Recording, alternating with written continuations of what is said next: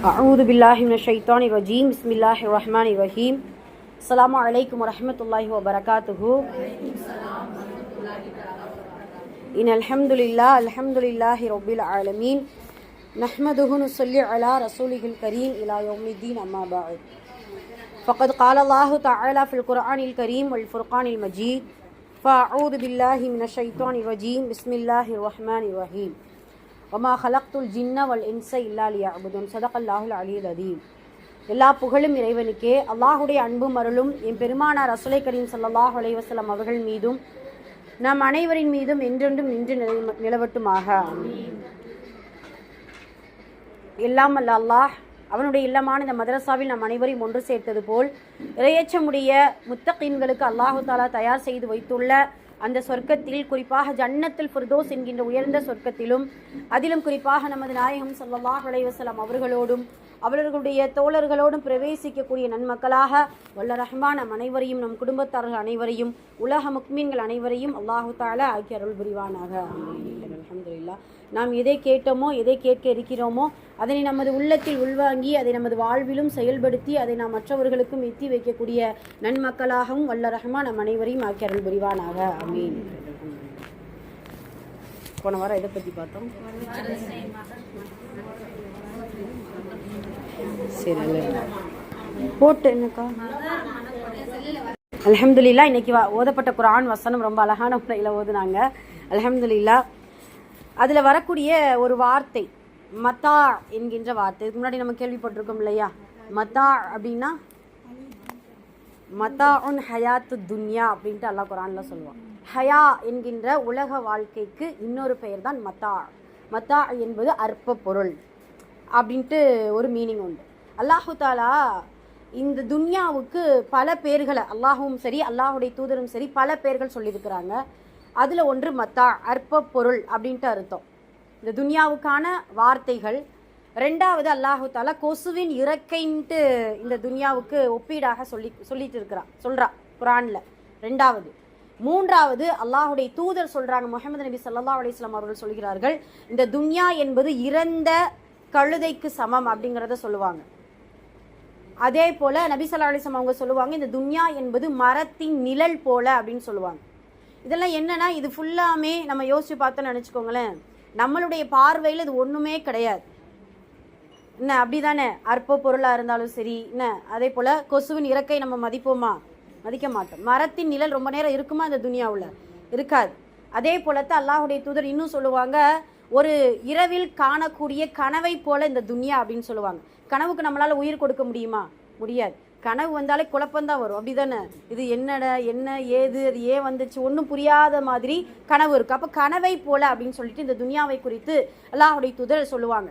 அதே போல் இந்த துன்யாவை குறித்து சொல்லக்கூடிய கடைசி வார்த்தை, இந்த துன்யா என்பது வழிபோக்கர்கள் தங்கும் இடம் அப்படின்னு சொல்லுவாங்க. அல்லாஹ் அக்பர். இப்போ அந்த 6 பெயர்களும் மனிதனால் மதிக்கப்படாத, மனிதனால் கண்டுகொள்ளப்படாத ஒரு வார்த்தைக்கு சமமான பெயர்கள் தான் இந்த 6.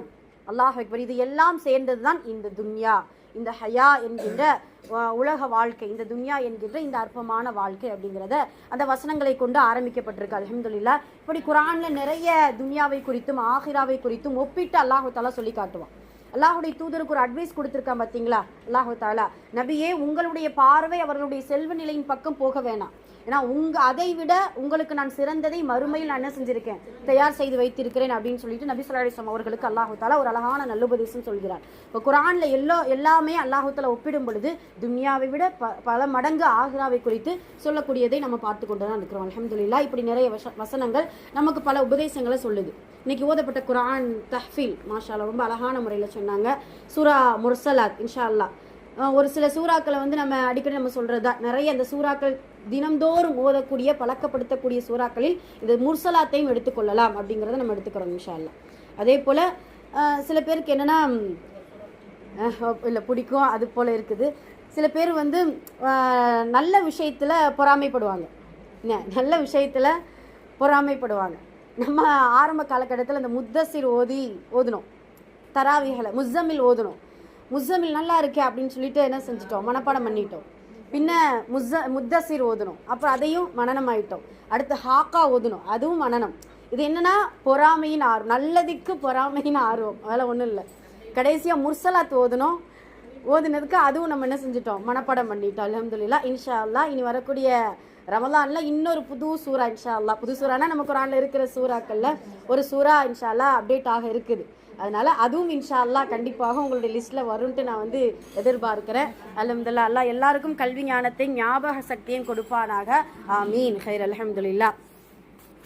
சரி, இன்னைக்கு நாம் எதை பற்றி பார்க்க போகிறோம் அப்படின்னு சொல்லும்போது, பிஸ்மில்லாஹிர் ரஹ்மானிர் ரஹீம். இன்னைக்கு எதை பற்றி பேச போகிறோம் அப்படின்னு சொல்லும்போது தலைப்பு இதுதான். நான் விரும்பியது போல் இந்த உலகத்தில் வாழ்ந்தால் நீங்கள் விரும்பியது போல் மறுமையில் வாழலாம். யார் சொல்கிறா இது? அல்லாஹ் சொல்கிறான். அல்லாஹ் சொல்லக்கூடிய வார்த்தை, நான் விரும்பியது போல் இந்த உலகத்தில் நீங்கள் வாழ்ந்தால் நீங்கள் விரும்பியது போல் மறுமையில் நீங்கள் வாழலாம் அப்படின்னு சொல்லிட்டு அல்லாஹு தாலா சொல்லி காட்டுகிறான். சுபஹானல்லாஹ். இந்த தலைப்பின் கீழே தான் நம்ம நிறைய பார்க்க போகிறோம் இன்ஷா அல்லாஹ். அல்லாஹ் எப்படியான வாழ்க்கையை விரும்புகிறான், நாம் எப்படியான வாழ்க்கையில் மறுமையில் வாழ்வதற்கு விரும்புகிறோம் அப்படின்னு சொல்லிட்டு இன்ஷா அல்லாஹ் இதற்கு கீழே நம்ம பார்க்க போகிறோம். முதல்ல வாழ்க்கைனா என்ன, நம்ம ஒரு கொஸ்டினே கேட்குறோமே, வாழ்க்கை என்றால் என்ன? நம்மளுடைய கண்ணோட்டத்தில் இதெல்லாம் சொல்லுவீங்க, இதெல்லாம் சொல்லலாம். குடும்பம், குழந்தை குட்டி, வேற மாஷா அல்லாஹ். நம்ம கண்ணோட்டத்தில் இதுதான். அல்லாஹ் குரான்லையும் சில பேர் இப்படி நம்ம இப்போ சொல்கிறோம் இல்லையா, சில பேருக்கு சில கருத்துக்கள் அல்லாஹ் குரானில் சில பேர் இப்படி வாழ்க்கைக்கு அவங்க சொல்கிறாங்களாம். அல்லாஹ் சொல்லக்கூடிய அல்லாஹ் இப்படி சில பேருடைய வார்த்தைகளை குரானில் பதிவிறக்கம் செய்கிறான். சூரா ஜாசியாவில் 24வது வசனம் 5:24. சூரா ஜாசியா 45:24 சாரி 45:24வது வசனத்தில் சில பேர் இப்படி கூறுகிறார்கள், வாழ்க்கை என்றால் நாம் இப்போது உயிரோடு இருக்கிறோம், மறுபடியும் மரணிச்சிருவோம், மரணித்து விடுவோம், காலம்தான் இதை ஏற்பாடு செய்கிறது. இது என்னன்னா சுருக்கமாக வாரங்கள் மாதங்கள் ஆகுது, நேரங்கள் ஆகுது, வருது, கால நேரம் ஓடிட்டே இருக்குது. அந்த காலத்தில் நம்ம என்ன செஞ்சிடறோம், இறந்து போயிடுறோம், மரணிச்சு போயிடுறோம், அவ்வளவுதான் இந்த துன்யா அப்படின்னு சொல்லிட்டு என்ன செஞ்சிடறாங்க, முடிச்சிடறாங்க. இப்போ நம்ம பாணியில் சொல்லணும்னா பிறந்தோம், வாழ்ந்தோம், இறந்தோம், உண்டுனோம், உணவு அருந்தினோம், சாப்பிட்டோம், தூங்கினோம், முடிஞ்சிருச்சு இந்த துனியா அப்படிங்கிற கண்ணோட்டத்தில் சில பேருடைய வாழ்வு இருக்கிறது அப்படின்னு சொல்றாங்க. அப்படின்ட்டு அல்லாஹு தஆலா குர்ஆன்ல சொல்லி காட்டுகிறான். மஆதல்லா, இந்த வாழ்வு இப்படியான ஒரு வாழ்வு அவனுடைய வாழ்க்கையை மாற்றுமா? மாற்றாது. எதுக்காக இந்த துனியாவில் பிறந்தோங்கிற அந்த லட்சிய கனவு இல்லாமல், அதனுடைய நியத் இல்லாமல் இந்த துனியாவில் இப்படியான உண்டோம், பிறந்தோம், வாழ்ந்தோம், மரணித்தோம் என்று இருக்கக்கூடிய சில மனிதர்களுக்கு அல்லாஹ் விரும்பிய வாழ்க்கை அவர்கள் வாழவில்லை அப்படிங்கிறது அர்த்தம். சில பேர் பறவைகள், மிருகங்கள் கூட இந்த வாழ்க்கையை வாழ்ந்து கொண்டு தான் இருக்குது. சில பேருடைய வாழ்க்கை அல்லாஹு தஆலா குர்ஆன்ல இப்படி சொல்றான். வாழ்க்கை என்பது சில பேர் கேளிக்கையாக நல்லா என்ன செய்கிறாங்க, என்ஜாய் பண்ணுறாங்க. அதே போல் சில பேர் இதில் பகட்டு, பெருமை, செல்வம் சேர்ப்பது, பிள்ளைகளை பெற்றெடுப்பது. அப்போ கேளிக்கை, பகட்டு, பெருமை, செல்வம் சேர்ப்பது, பிள்ளைகளை பெற்றெடுப்பது அப்படின்னு சொல்லிட்டு இப்படியான ஒரு கூட்டம் சில பேர் என்ன செஞ்சுட்டு இருக்காங்க, வாழ்ந்து கொண்டு இருக்கிறாங்க. இப்போ இவர்களுக்கும் அவங்களுடைய லட்சியம் என்ன, குடும்பம், குட்டி, குழந்தை, என்ன செல்வம், என்ஜாய் பண்ணுறது, இப்படி அவங்களுடைய வாழ்க்கை. இது அல்லாஹுடைய விருப்பமான வாழ்க்கையா? கிடையாது. இப்போ அல்லாஹு தஆலா சொல்லக்கூடிய வார்த்தை இதுதான், நான் விரும்பியது போல் இந்த உலகத்தில் வாழுங்கள், அதுதான் வாழ்க்கை. அல்லாஹ் சொல்கிறான். அல்லாஹுடைய விருப்பம்ட்டு சில விருப்பங்கள் இருக்குது. சில பேர் என்னன்னா, கடவுளை ஏற்றுக்கொள்ளாதவன் கூட எதை பின்பற்றுவான் தெரியுமா? எதை பின்பற்றி வாழ்கிறான் தெரியுமா? மன இச்சையை. அவன் மனசு சொல்கிறபடி தான் இந்த துனியாவில் கடவுளை இல்லைன்ட்டு சொல்லிட்டு இருக்கிறான் நாத்திகவாதி. ஆனால் அவன் மனசை என்ன செய்கிறான், கடவுளாக எடுத்துக்கிறான். இப்போ அதன் அடிப்படையில் இந்த துனியாவில் என்ன செஞ்சுட்டு இருக்கான், அவன் வாழ்ந்து கொண்டு இருக்கான். ஆக முஸ்லீம்களாகிய நாம் இறைவனுடைய விருப்பப்படி வாழக்கூடிய ஒரு வாழ்க்கையை வாழ வேண்டும் அப்படிங்கிறத முதல்ல நம்ம எடுத்துக்கிறோம். அது என்ன இறைவனுடைய விருப்பப்படி வாழக்கூடிய வாழ்க்கை? அல்லாஹ் அக்பர். அல்லாஹ் சொல்கிறான், முதல்ல இந்த வாழ்க்கைக்கு, நம்ம வாழக்கூடிய இந்த வாழ்க்கைக்கு முடிவு இருக்குதா? மனித வாழ்வுக்கு முடிவு உண்டா இல்லையா?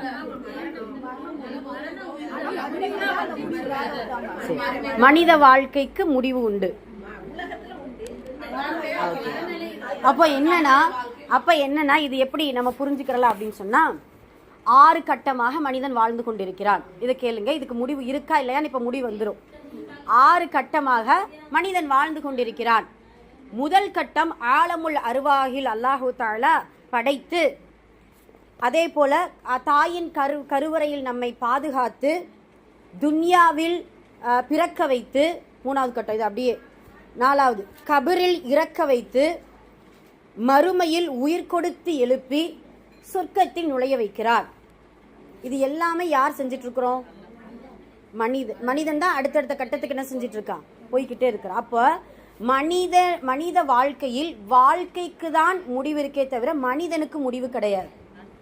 மனிதனுக்கு அடுத்தடுத்த கட்டத்துக்கு நமக்கு முடிவே இல்லாத ஒரு படைப்பாக அல்லாஹ் மனிதனை படைத்திருக்கிறான். சுபஹான் அல்லாஹ். அப்படிதானம்மா? அதாவது எங்கள் உஸ்தாத் சொல்லுவாங்க, இந்த துன்யாவில் வாழ்ந்துட்டு இருக்கும்போது உடலுக்கு வேதனை இருக்குமா, அடிச்சா ஏதாவது நமக்கு சோதனை வந்துச்சுன்னா அழுகுறோம், இது பண்ணுறோம்லாம் செஞ்சிட்டு இருக்கிறோம், உடலுக்கு வேதனை. கபரில் போன உடனே ரூஹுக்கு வேதனை, உடல் மண்ணு தின்னு போயிடும், ரூஹுக்கு வேதனை. மறுமைக்கு போன உடனே உடலுக்கும் ரூஹுக்குமான வேதனை. அப்போ இந்த ரூஹுங்கிறது இந்த ரூஹுக்கு மட்டும் என்ன செய்யாது? அழிவே கிடையாது. அல்லாஹ் அக்பர். அப்போ மனிதனுக்கு முடிவுறா ஒரு வாழ்க்கை, முடிவுறா ஒரு படைப்பை அல்லாஹு தஆலா படைத்திருக்கிறான் அப்படிங்கிறத முதல்ல நம்ம புரிஞ்சுக்கிறோம். இப்போ இப்படி இருக்கும்பொழுது அல்லாஹுடைய விருப்பமான வாழ்வு தான் என்ன அப்படிங்கிறத முதல்ல நம்ம யோசிக்க போகிறோம். ஃபஸ்ட்டு இந்த கேள்வி உங்களுக்கு நம்ம ஒரு கேள்வி கேட்குறேன். முஸ்லீமுடைய முதல் பொறுப்பு என்னம்மா? நம்ம முஸ்லீமாக பிறந்துட்டோம், ஒரு முதல் பொறுப்பு என்ன நமக்கு? நிறைய இருக்குண்ணே. எப்படி அதாவது களிமா சொல்கிறோம், தொழுகணும், ஈமான், இது நிறைய விஷயங்கள் இருக்குது. ஒரு முஸ்லீமுடைய முதல் பொறுப்பாக என்ன எடுத்துக்கிறணும் அப்படின்னு சொன்னால், இப்போ நம்ம சிந்தனையில் வச்சுக்கிறோம் இன்ஷா அல்லாஹ், நேரான பாதை எது என்று தேர்ந்தெடுத்து அதில் ஒரு இஸ்லாமிய ஒரு முஸ்லீமான ஒரு மனிதன் வாழ வேண்டும். இதுதான் முதல் பொறுப்பு. அதுதான் ஃபர்ஸ்ட் பொறுப்பே. ஏன்னா முஸ்லீம் அப்படிங்கிறதுக்கு என்ன அர்த்தம் நம்ம படிச்சிருக்கோம் இல்லையா? கட்டுப்படுதல், எல்லாம் அடிபணிதல், அமைதி. இஸ்லாம் முஸ்லீம் அப்படிங்கிறதுக்கான வார்த்தை. இப்போ கட்டுப்பட்டாலே அமைதி என்பது நமக்கு என்ன செஞ்சிடும்? கிடைச்சிரும் அப்படிங்கிறது நமக்கு தெரிய வருது. சுபஹான் அல்லாஹ். அப்போ இப்படியெல்லாம் மனிதனுடைய வாழ்க்கைக்கு அல்லாஹு தஆலா ஒரு அழகான ஒரு அமைப்பை நமக்கு கற்றுக் கொடுத்திருக்கிறான். இப்போ முக்கியமான விஷயத்துக்கு நம்ம வரப்போகிறோம். என்னன்னா, அல்லாஹுடைய விருப்பமான அந்த வாழ்க்கை தான் எது அப்படின்னு சொல்லி பார்க்கும் பொழுது, அல்லாஹுடைய விருப்பமான வாழ்க்கையில் ஒரே வசனத்தில் நம்ம சொல்லி முடிச்சிடலாம். பயானுடைய ஆரம்பத்தில் அதை தான் சொன்னோம். வமா ஹலக்துல் ஜின்ன வல் இன்ஸ இல்லா லியஅ்புதூன். மனிதர்களையும் ஜின்களையும் என்னை வணங்குவதற்காகவே அன்றி வேறு எதற்கும் படைக்கவில்லை. அல்லாஹுடைய விருப்பம் புரிஞ்சுட்டா? மனிதனையும் ஜின்களையும் என்னை வணங்குவதற்காகவன்றி வேறு எதற்காகவும் படைக்கவில்லை.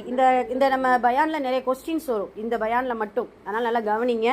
இப்போ ஒரு கேள்வி. மனிதனையும் ஜின்னையும் அல்லாஹ் என்ன செய்கிறான்? என்னை வணங்குவதற்காகவே அன்றி படைக்கலன்னு சொல்கிறான் இல்லையா? இப்போ 24/7 எப்பயுமே இறைவனை வணங்க முடியுமா? சாத்தியமா? நற்செயல்கள் வணக்கமாகும். வேற சாத்தியமா? சாத்தியம் இல்லையா? அதுதான் கேள்வி. சாத்தியம் இல்லை. சரி, அப்ப இதை நம்ம எப்படி தெரிஞ்சுக்கிறலாம்? இந்த வசனத்தை 2ஆ நம்ம பிரிச்சுக்குருவோம். ஒரு குரூப்ஸ் நீங்க எல்லாரும் என்ன சொல்றீங்க? சாத்தியம் இல்லைன்னு சொல்றீங்க. நான் சொல்றேன் இல்லை, சாத்தியமாகும்லாம் சொல்ல மாட்டேன். நான் சொல்றேன் என்னன்னா, அது என்ன வணக்கம்ட்டு தெரிஞ்சுக்க முயற்சி செய்யலாம். இப்போ 24 மணி நேரமா இறைவனை வணங்கணும்ட்டு அல்லாஹ் சொல்லிட்டான். இந்த வசனத்தை பொறுத்தளவு பொதுவாக அந்த அந்த இதுதான் நமக்கு புரிய வருது. இப்போ ஃபுல்லாக நீ என்ன செய்யணும்? என்னை வணங்கத்தான் செய்யணும் அப்படின்ட்டு அல்லாஹ் சொல்லிட்டான். அப்போ அப்படியான வணக்கம் தான் என்ன அப்படிங்கிறத நம்ம புரிய போகிறோம் இன்ஷா அல்லாஹ். அப்படி புரிஞ்சிட்டோம்னா கண்டிப்பாக ஒமா ஹலக்துல் ஜின்ன வல் இன்ஸ இல்லா லியஅ்புதூன் என்கின்ற அந்த வசனத்தின் அடிப்படையில் நாம் வாழ்ந்து விட்டோம். அப்படி வாழ்ந்தால் அல்லாஹுடைய விருப்பமான வாழ்க்கையை வாழ்ந்து விட்டோம். இன்ஷா அல்லாஹ் மறுமையில் நாம் விரும்பியதை அடைந்து கொள்ளலாம். அல்லாஹ் அக்பர். அது என்ன வணக்கம் அப்படிங்கிறத நம்ம பார்க்க போகிறோம். அப்போ அந்த வணக்கத்தை 3 பகுதியாக நம்ம பிரிப்போம். சரிங்களா? வணக்கத்தை 3 பகுதியாக பிரித்து கொள்ள வேண்டும்.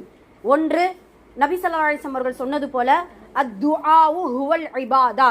அல்லாஹுடைய தூதரின் வார்த்தை. அத்துஆ பிரார்த்தனை என்பது ஹுவல் இபாதா வணக்கமாகும். அது ஒரு வணக்கம். சுப்ஹானல்லாஹ். துஆ என்பது ஒரு வணக்கம். ஒன்று.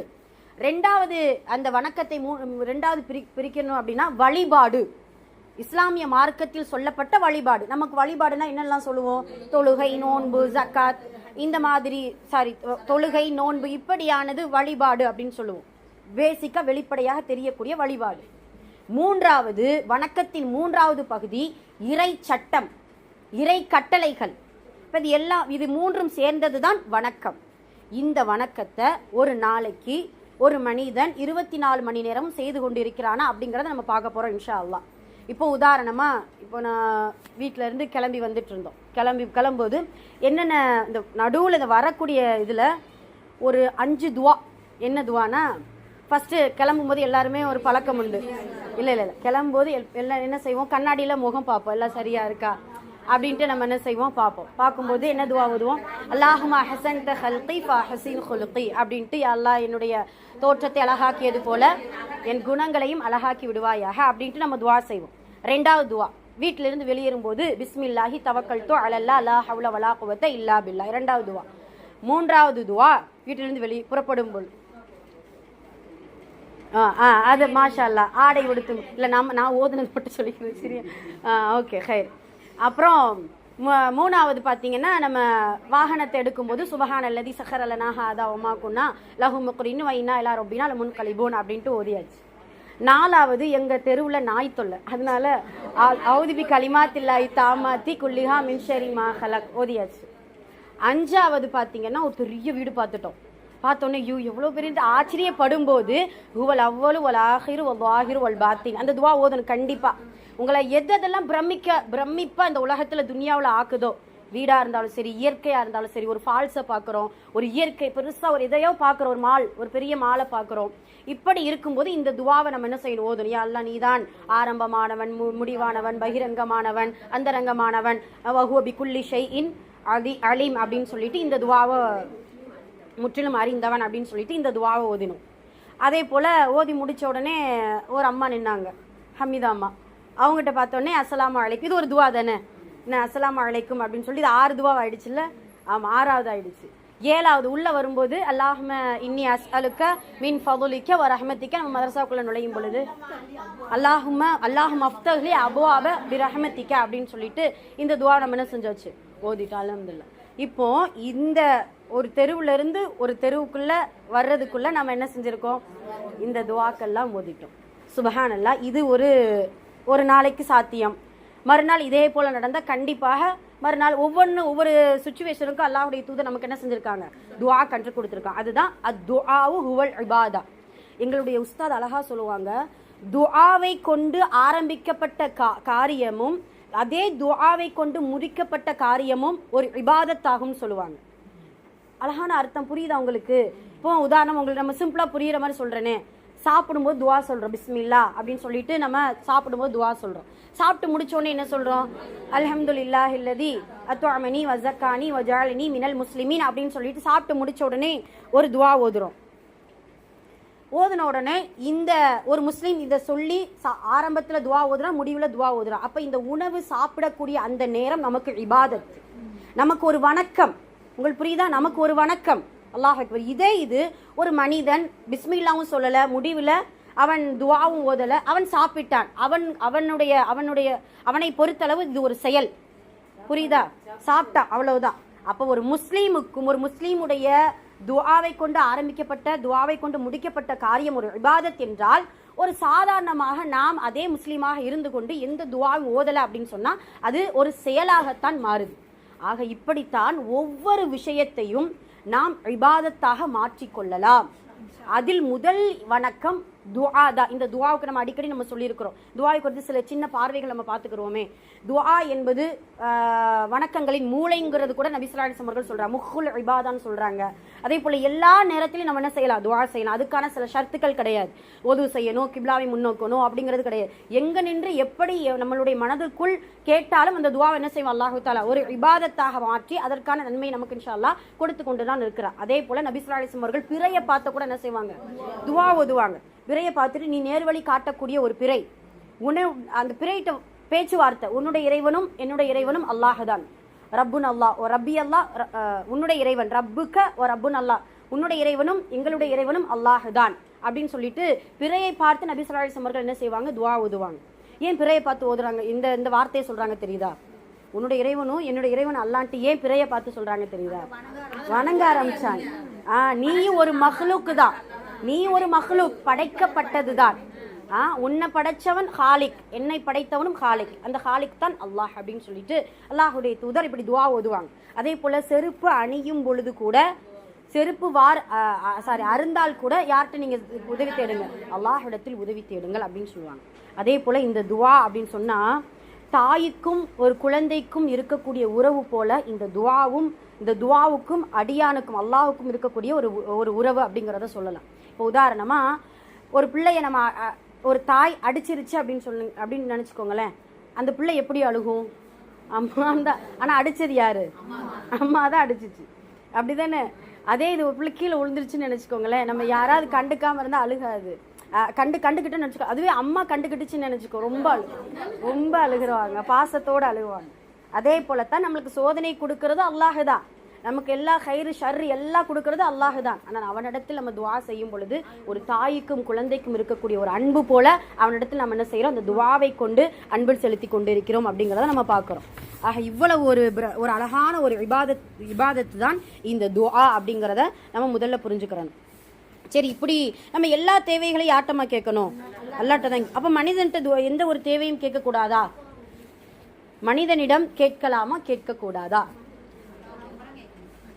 இதை நம்ம இப்படி புரிஞ்சுக்கிறோமா? இது இப்படி புரிஞ்சுக்கிறலாம். மனித சக்திக்கு உட்பட்டு இருந்தால் அவனிடத்தில் கேட்கலாம், மனித சக்திக்கு அப்பாற்பட்டு இருந்தால் அல்லாஹ்விடத்துல தான் கேட்கணும்.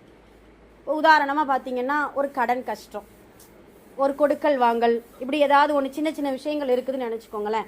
இப்போ இப்படியே நம்ம எடுத்துக்கிறோமே, ஒரு குழந்தை பெறுவதற்காக அவங்க ட்ரீட்மெண்ட் பண்ணுறாங்க. யார்கிட்ட? டாக்டர்கிட்ட ட்ரீட்மெண்ட், மனிதன்கிட்ட கேட்குறாங்க, மனிதன்கிட்ட போய் ட்ரீட்மெண்ட் பண்ணுறாங்க, உங்களை நம்புகிறோம் அப்படி இப்படிலாம் எல்லாம் சொல்கிறாங்க. கடைசியாக அந்த டாக்டர் ஒரு வார்த்தை சொல்கிறாங்க.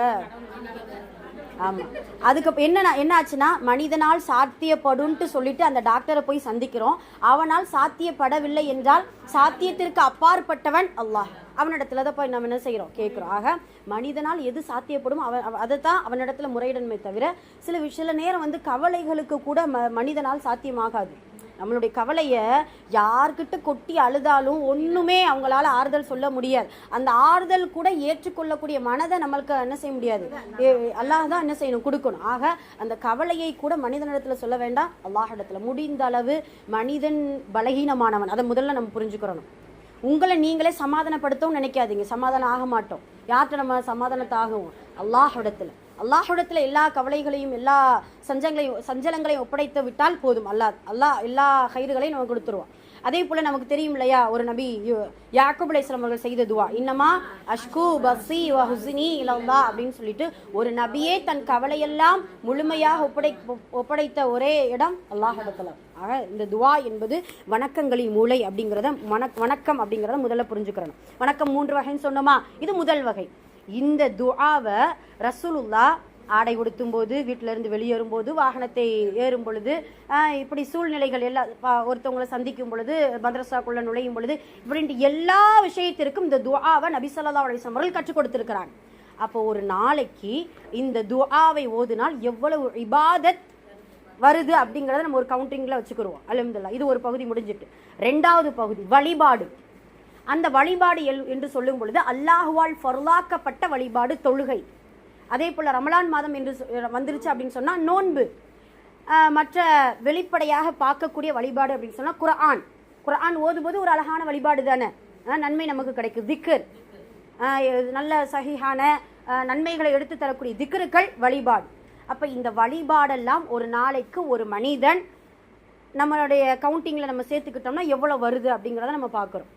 சுபஹானல்லாஹ். இந்த வழிபாடு அப்படின்னு சொல்லும் பொழுது நிறைய இருக்குது. ரஃபிலான, சுன்னத்தான, உபரியான வணக்க வழிபாடுகள் நிறைய உண்டு. அப்போ இந்த 2வது பகுதி இது வழிபாடு அப்படிங்கிறது இருக்குது. கல்வி, மாஷா அல்லாஹ், இது ஒரு அழகான இது. கல்வி ஒரு வழிபாடு. இதில் வேற கேட்டு வழிபாடுன்னு சொன்னால் இதை நம்ம வெளிப்படையாக பார்க்குறத மட்டும் நம்ம பார்ப்போம். சரியா? வெளிப்படையாக தெரியக்கூடிய வழிபாடுகளை நம்ம பார்க்குறோம். அடுத்து 3வது பகுதி பார்த்தீங்கன்னா இதுதான் ரொம்ப முக்கியமானது, இறை சட்டம், இறை கட்டளைகள்.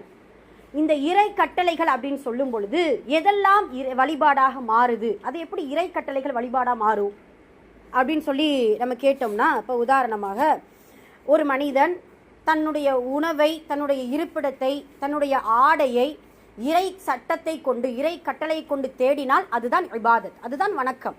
உங்களுக்கு புரியுது இல்லையா? ஒரு மனிதன் இருக்கிறான், அவனுடைய உண்ணக்கூடிய உணவை ஹலாலான முறையில் தேடும் பொழுது அவன் ஒரு இபாதத் செய்கிறான். இந்த ஒரு சம்பவம் சொன்னால் உங்களுக்கு டக்குன்னு புரிஞ்சிடும். ஒரு மனிதர் நபி ஸல்லல்லாஹு அலைஹி வஸல்லம் வாழ்ந்த காலத்தில் ஒரு மனிதர் நல்லா திடகாத்திரமாக மாவீரராக போறாராம். சஹாபாக்கள் பார்த்துட்டு சொல்லுவாங்க, அப்பா எவ்வளோ பெரிய நல்ல ஒரு பாடி பில்டராக இருக்காரு, இவர் ஃபீஸ் அபில் அல்லாஹ்வுடைய பாதையில் பாடி பில்டராக இருக்காரு அப்படின்னு சொல்லி பேசிகிட்டே இருக்கிறாங்க. ரசூலுல்லாஹ் கேட்குறாங்க, என்னவா என்ன அதுக்கு என்ன அல்லாஹ் திடகாத்திரமாக இருக்கிறாரு என்னவா அப்படிங்கிற சஹாபாக்கள் சொல்கிறாங்க, அல்லாஹ்வுடைய தூதரே ஃபீஸ் அபில் அல்லாஹ்வுடைய பாதையில் அவர் போரிட்டாருன்னா நல்லா இருக்கும்ல அப்படின்னு சொன்னால் ரசூலுல்லாஹ் என்ன வார்த்தை சொன்னாங்க தெரியுமா? இதே உடல் திடத்தை கொண்டு அவருடைய பிள்ளைகளுக்கும் அவருடைய மனைவிக்கும் அவருடைய வயதான தாய்க்கும் உழைப்பதற்கு வியாபாரத்திற்கு செல்கிறார் என்றால் அதுவும் அல்லாஹ்வுடைய பாதை தான். உங்களுக்கு புரியுதா? அதுவும் அல்லாஹ்வுடைய பாதை தான், அதுவும் ஒரு இபாதத், அதுவும் ஒரு வணக்கம் அப்படிங்கிறத நபி ஸல்லல்லாஹு அலைஹி வஸல்லம் அவர்கள் சொல்லி காட்டுவாங்க. அப்போ நமக்கு கொடுக்கக்கூடிய இறை கட்டளைகளையும் இறை சட்டங்களையும் நாம் பின்பற்றி நம்மளுடைய வாழ்வாதாரத்தை நம்மளுடைய எதிர்கொள்ளக்கூடிய அந்த வாழ்க்கையுடைய அந்த சேமிப்பை நாம் ஹலாலான முறையில் அல்லாஹ்வுடைய சட்டத்திட்டத்தை கொண்டு தேடும் பொழுது அதுவும் இறை வணக்கம் தான், அதுவும் வணக்கம் அப்படிங்கிறத முதல்ல புரிஞ்சுக்கிறோம். அதே போல் இப்போ நம்ம வீட்டில் போய் என்ன செய்கிறோம், வேலை செய்கிறோம், சமைக்கிறோம், துணி துவைக்கிறோம், வீடெல்லாம் சுத்தம் பண்ணுறோம், நம்மளுடைய குடும்ப பொறுப்புகளை பார்த்துட்டு இருக்கிறோம் இல்லையா, அதுவும் இபாதத், அதுவும் ஒரு இபாதத். ஏன் அல்லாஹு தஆலா சொல்லி காட்டுறா, உங்களுடைய கடமைகளை உங்களுக்கு பொறுப்பு, குல்லுக்கும் ராயின் ஓ குல்லுக்கும் மஸ்ஊலன் அன் ரஇயத்திஹி, அவ்வளவுதான், ஒவ்வொருவரும் பொறுப்பாளர்கள், அந்த பொறுப்பை பற்றி நீங்கள் விசாரிக்கப்படுவீர்கள் அப்படிங்கிறத சொல்லும்போது அந்த பொறுப்பை செய்யக்கூடிய நாமும் அந்த நேரத்தில் இபாதத் செய்து கொண்டு தான் இருக்கிறோம். இப்போ உதாரணமாக ஹைவுடைய காலகட்டம், இரவில் நம்ம லைலத்துல் கத்ர், அதாவது கடைசி 10 நாளில் நம்ம என்ன செய்வோம், இழ்திகாஃப் இருப்போம், இரவு நேரத்தில் நல்லா என்ன செய்வோம், தொழுகுவோம். நமக்கு தொழுகை இல்லாத நேரம், அந்த நேரத்தில் எழுந்து நோன்பாளிகளுக்கு சமைச்சு கொடுக்குறோமில்ல, அதுவும் ஒரு இபாதத். நமக்கு தொழுகை இல்லாத நேரத்தில் கூட அந்த நேரத்தில் என்ன செயல்கள் செய்து கொண்டு இருக்கிறோமோ அதெல்லாம் நமக்கு பெண்களுக்கு கொடுத்த சலுகை, அந்த சலுகையை செய்து கொண்டிருக்கக்கூடிய அந்த காலகட்டம் கூட நமக்கான வணக்கத்திற்கான நன்மை அல்லாஹ் தஆலா என்ன செய்கிறான், பதிவிறக்கம் செய்கிறான். இப்போ நீங்கள் யோசிச்சு பாருங்க, துஆ, வணக்க வழிபாடு, இறை கட்டளை, இந்த மூணையும் ஒரு மனிதன் ஒரு நாளைக்கு எவ்வளோ செஞ்சிட்டு இருக்கிறோம். அப்போ ஒமா ஹலக்துல் ஜின்ன ஒல் இன்ஸ இல்லா லியஅ்புதுன் சாத்தியமா, சாத்தியம் இல்லையா? சாத்தியம்தான். என்னன்னா இதில் நம்ம எப்போ வழி பிறண்டு போகிறோம் அப்படின்னு சொன்னால், சில நேரம் துஆவை செய்யாமல் இருக்கும் பொழுது, உங்களுக்கு புரியுது இல்லையா நான் என்ன சொல்ல வரேன், புரியுது இல்லையா? சில நேரம் பிரார்த்தனைகள் ஈடுபடாமல், அல்லாஹ்வை அதிகமாக அழைக்காமல், தௌபா செய்யாமல், சில சந்தர்ப்ப துஆக்களை ஓதாமல், ஏதோ நம்ம சொன்னோம் பிஸ்மில்லா அப்படின்னு சொல்லிட்டு இருக்கிறோம், தூங்கும்போது பிஸ்மிக்கா அமுத்து வகை, இந்த 2 துவா அதாவது சொல்லுவோம் இல்லையா? எங்கள் ஊற்ற அடிக்கடி கிளாஸில் தூங்கி விழுந்தா என்ன சொல்லுவாங்க தெரியுமா? ஐயோ இல்லை, அது எப்படியே சொல்லுவாங்களே, இல்லை திண்டால் தூக்கம் எழுந்தால் பசி, திண்டால் தூக்கம் எழுந்தால் பசி, இதுதான் உன்னுடைய கேரக்டர். ஆமாம், சாப்பிட்றது தூங்குறது மட்டும்தானா அப்படிங்கிற மாதிரி சில நேரம் நம்ம என்ன செய்வோம்னா, சாப்பிட்றதுக்கு பிஸ்மில்லா சொல்லிடுவோம், தூங்குறதுக்கு பிஸ்மிக்க அமுத்து ஆகிய. அப்போ என்ன இந்த இதில் நமக்கு துஆ என்கின்ற அந்த இபாதத் குறைஞ்சு போகுது பார்த்தீங்களா? அப்போது இப்படி சில சந்தர்ப்ப துஆக்களை நம்ம ஓதணும், சில நேரம் அல்லாஹ்விடத்தில் அதிகமாக பிரார்த்தனை செய்யணும். அதே போல் வழிபாடு, அந்த வழிபாடுலேயே நம்ம குறை செய்கிறதுனால தான் இந்த வசனம் நமக்கு சில நேரத்திற்கு சாத்தியமாகாமல் போகுது. இப்போ குறை இல்லாமல் நல்ல முறையில் பிரார்த்தனை செய்து கொண்டு வழிபாடுகளை நிறைவேற்றி கொண்டு இறை சட்டத்தையும் இறை கட்டளைகளுக்கும் அடிபணிந்து இருந்தோமையானால் 24/7 கண்டிப்பாக நாம் இபாதத்தில் இருக்கிறோம். அல்லாஹ் அனுப்பிய வமா ஹலக்துல் ஜின்ன வல் இன்ஸ், இந்த மனிதனை நான் எதற்காக அனுப்புகிறேன், இல்லா லியஅ்புதூன், என்னை வணங்குவதற்காகவே அன்றி வேறு எதற்கும் அனுப்பவில்லை என்பது உண்மையாகுது பார்த்தீங்களா? சுபஹானல்லாஹ். அதனால இன்ஷா அல்லாஹ் இந்த 3 விஷயத்தை நாம் கடைபிடிக்க வேண்டும். அப்போ இதுதான் அல்லாஹ்வுடைய முதல் விருப்பத்தின் முதல் படியே. இப்போ நம்மளுடைய வாழ்க்கையை அல்லாஹ்வுடைய விருப்பமாக ஆக்கிக்கிறோம் அப்படின்னா அந்த வாழ்க்கையை வணக்கமாக்கி கொள்ளுங்கள், அதுதான் முதல் விருப்பம். அந்த வாழ்க்கையை வணக்கமாக்கி கொண்டால் அல்லாஹ்வுடைய விருப்பமான வாழ்க்கையை நாம் எடுத்து நடக்கிறோம் என்பதற்கான சான்று இதுதான் அப்படிங்கிறத முதல்ல நம்ம புரிஞ்சுக்கிறோம்.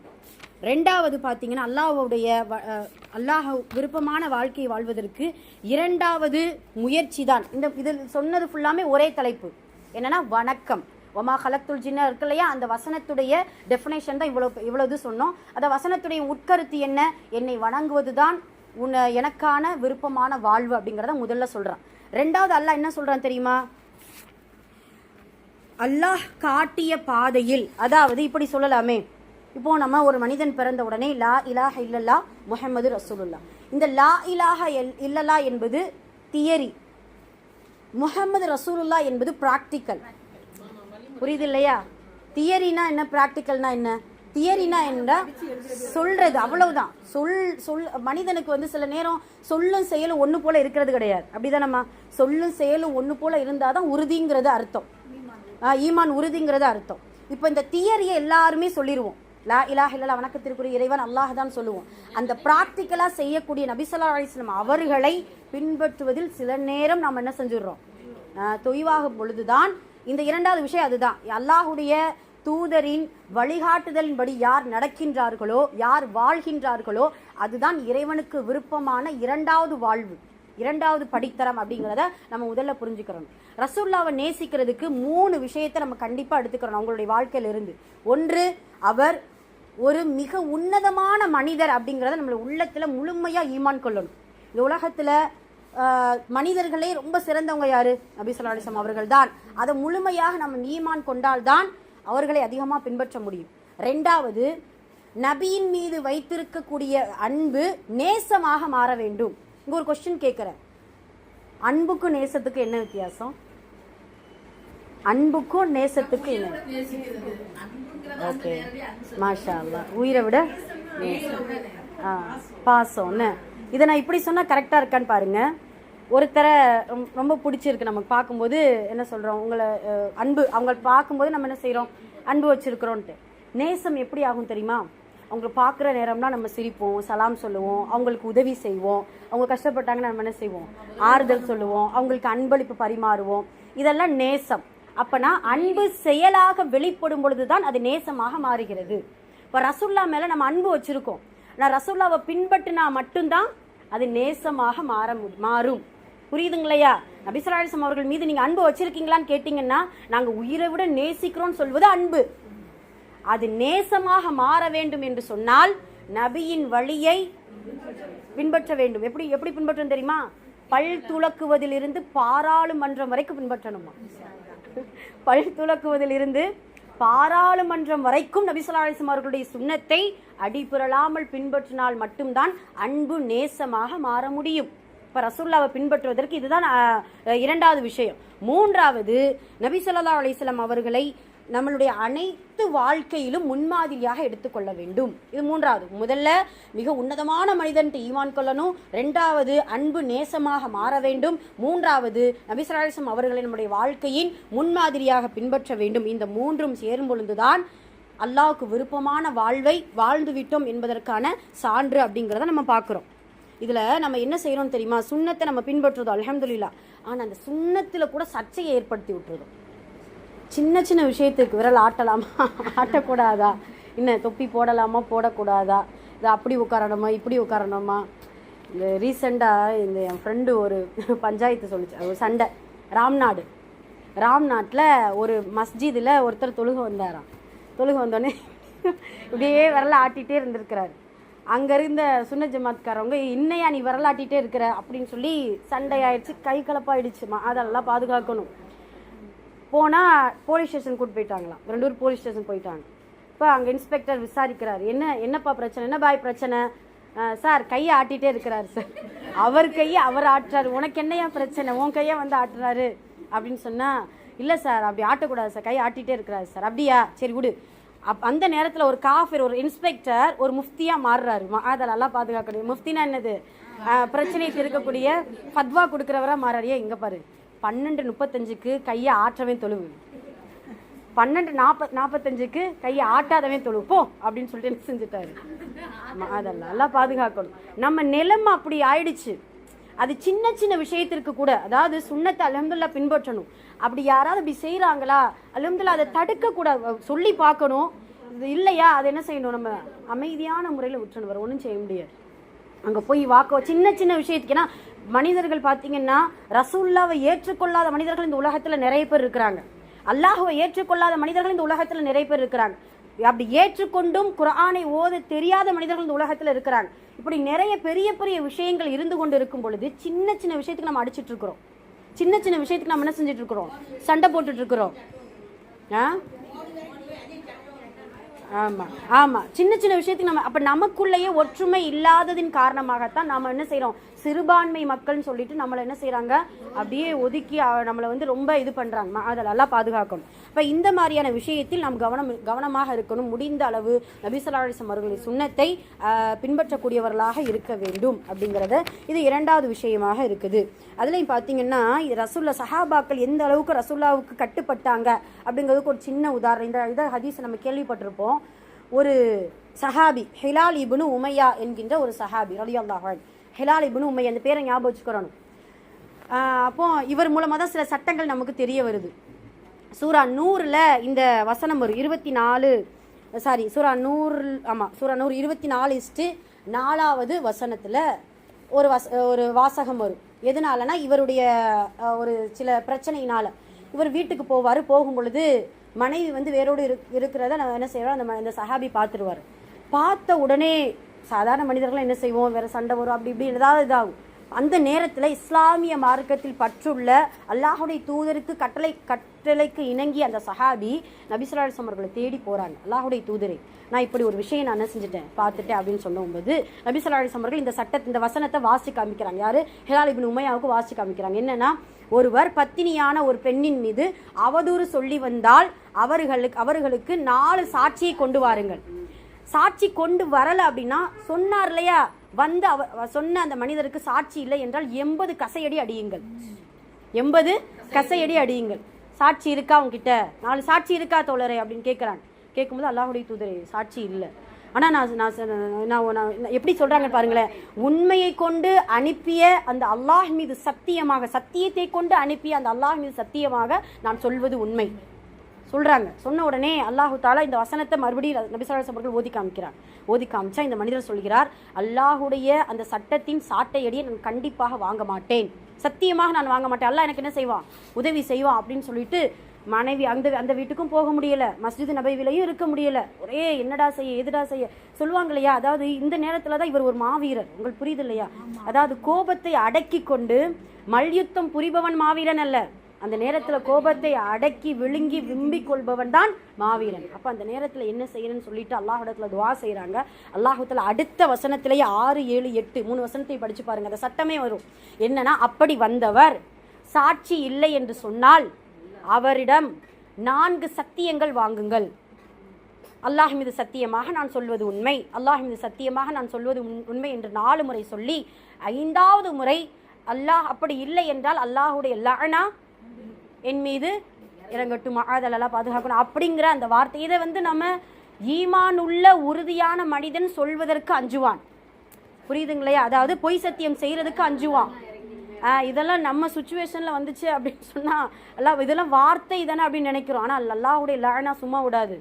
அதுவும் சத்தியம் மட்டும் சொல்லிட்டோன்னு நினச்சிக்கோங்களேன், சும்மா இதெல்லாம் வார்த்தையாக நம்ம எடுத்துக்கிறவே கூடாது. அல்லாஹுடைய சட்டத்திட்டம், இப்போ இறை சட்டம், இறை கட்டளை, அல்லாஹுடைய தூதரின் கட்டளை, சுப்ஹானல்லாஹ். இப்போ இதெல்லாம் சொன்ன உடனே தான் அல்லாஹுடைய தூதர் சொன்ன உடனே இந்த மனிதர் 4 தடவும் சொல்லிட்டு 5வது முறை இப்படி சொல்கிறார். சொன்னதுக்கு அப்புறம் தான் அந்த பெண்ணை பற்றி விசாரிக்கும் பொழுது அது தவறான ஒரு பெண் என்பதை தெரிய வருகிறது. அந்த பெண்ணுக்கான தண்டனை என்ன செய்கிறாங்க, கொடுக்குறாங்க. இப்போ எதுக்காக இதை சொல்ல வந்தோம் அப்படின்னா, நாம் அந்த நேரம் சில நேரம் இது வந்து என்னது அல்லாஹ்வுடைய தூதர்கிட்ட போய் கேட்க, அப்படி கேட்டாலும் இப்படி என்ன நம்ம சொன்ன வந்தவிட்டே 80 கசையடியை கொடுக்கணுமா, இது என்னடா இஸ்லாம் என்பதாவது என்ன, அல்லாஹ்வுடைய தூதருடைய வழிகாட்டுதல் அப்படின்னு என்ன செய்கிறது, உதறி போகாமல் முழுக்க அல்லாஹுடைய கட்டளைக்கு அவர் வழிபட்டார். தெரியும் பார்த்தீங்க இல்லையா. அல்லாஹுடைய நபி ஸல்லல்லாஹு அலைஹி வஸல்லம் சட்டத்திட்டத்திற்கு முற்றிலும் கட்டுப்பட்ட ஒரு சஹாபாக்களை தான் அந்த காலத்தில் என்ன செஞ்சுருக்கிறாங்க, சஹாபாக்கள் வாழ்ந்திருக்காங்க அப்படிங்கிறத நம்ம பார்க்குறோம். ஆக முடிந்த அளவு இன்ஷா அல்லாஹ் இந்த துன்யாவில் வாழக்கூடிய அந்த காலத்தில் அல்லாஹ்வுக்கு விருப்பமான வாழ்க்கையில் 2வது விஷயம் நபி ஸல்லல்லாஹு அலைஹி வஸல்லம் அவர்களை முழுமையாக பின்பற்ற வேண்டும் அப்படிங்கிறத முதல் நம்ம புரிஞ்சுக்கிறோம். அதே இது 3வது, இதுதான் கடைசி இன்ஷா அல்லாஹ் சொல்லி முடிச்சிருவோம். முழுமையான முஸ்லீமாக நம்மளுடைய வாழ்க்கையை மாற்றிக்கொள்ள வேண்டும். முதல்ல வாழ்க்கைங்கிறத விட நம்மளுடைய செயல்களை மாற்றிக்கொள்ளணும். இப்போ உங்கள்கிட்ட ஒரு கொஸ்டின் கேட்போம், சூழ்நிலைகள் நம்மை கெடுக்கிறதா அல்லது நம்மால் சூழ்நிலைகள் கெட்டு போகிறதா? அப்படியோ, நம்மனால தான் சூழ்நிலை கெட்டு போகுதா? சூழ்நிலைகள் தான் நம்மை. அப்போ அந்த சூழ்நிலையை நாம் முதல்ல சரி செஞ்சுக்கிறோம். நம்மளுடைய சூழ்நிலையை மாற்றிக்கிட்டோம்னு நினச்சிக்கோங்களேன், நாம் என்ன செய்வோம், சரியாக இருப்போம். இப்போ முதல்ல அதாவது ஒரு செயலை பார்த்து ஒரு மனிதன் திருந்தும். நம்ம ஒரு முஸ்லீமாக இருக்கிறோம், அந்த முஸ்லீமான அந்த மனிதன் அவனை தன்னைத்தானே என்னை நானே உங்களை நீங்களே சீர்திருத்தி கொண்டால்தான் மற்றவர்கள் என்ன செய்வாங்க, சூழ்நிலையில் பார்க்கக்கூடிய அந்த மனிதர்கள் என்ன செய்வாங்க, அவர்களை திருத்தி கொள்வார்கள். உதாரணமாக இதை நம்ம சொல்லுவோமே, உமர் அலி அல்லாஹான், இந்த சம்பவம் நம்ம கேள்விப்பட்டிருக்கோம். பாரசீகர், அதாவது பார்த்தீங்கன்னா உமர் அலி நம்மளுடைய கடைசி காலகட்டம், கடைசினா 10 வருஷம் ஆட்சி புரிஞ்சுட்டாங்க. நிம்மதியாக ஒரு இடத்துல தூங்கிட்டு இருக்கிறார். நான் நினைக்கிறேன் அதுதான் அவருடைய நிம்மதியான தூக்கம் அப்படிங்கிறத நினைக்கக்கூடிய அளவுக்கு ரொம்ப நிம்மதியாக தூங்கிட்டு இருக்கிறார். பாரசீக நாட்டு ஒரு பெரிய ஒரு குழு வருது, அதாவது ஒரு தூதுக்குழு வருது. தூதுக்குழு வந்த உடனே மதீனாவில் கேட்குறாங்க, இப்படி ஹலீஃபா அமீருல் முஃமினீனுடைய மாளிகை எங்கே இருக்குது அப்படின்னு கேட்குறாங்க. கேட்ட உடனே மதீனா வீதியில் அந்த மக்கள்லாம் சொல்கிறாங்க, அது அங்கே இருக்குது பாருங்கள் ஒரு குருச வீடு, அதுதான் மாளிகை, எங்களுடைய அமீருடைய மாளிகை அப்படின்னு சொன்ன உடனே அந்த மதீனா மக்கள்லாம் அந்த பாரசீக தூதுக்குழு அப்படியே வேடிக்கை பார்க்குறாங்க, பொருட்காட்சி மாதிரி என்ன செய்கிறாங்க வேடிக்கைன்னா பார்த்தீங்கன்னா நிறைய அன்பளிப்போடு வந்திருக்கிறாங்க. தூதுக்குழு ட்ரெஸ் அது இதுன்ட்டு அக்தரா இன்னும் நிறைய கொண்டு வந்திருக்கிறாங்க. கொண்டு வந்த உடனே அந்த மாளிகைக்குள்ளே ஒரு பையன் வெளியே வர்றாரு. யார்? அப்துல்லா இப்னு உமர். எங்கப்பா அமீர் எங்கப்பா அப்படின்னு கேட்கும் பொழுது, அமீர் இருக்கிறாரு. அமீர் இல்லை. மஸ்ஜிதில் போய் பார்த்தீங்களா? இல்லை மஸ்ஜிதில் இல்லையே. அப்போ அது மரத்தடி நிழலில் பாரசீக தூதுக்குழுக்கு ஆச்சரியம், மரத்தடி நிழலில் தூங்கிட்டு இருக்கு. வந்து பார்த்தா நிம்மதியாக உமர் தூங்கி கொண்டு இருக்கிறார்.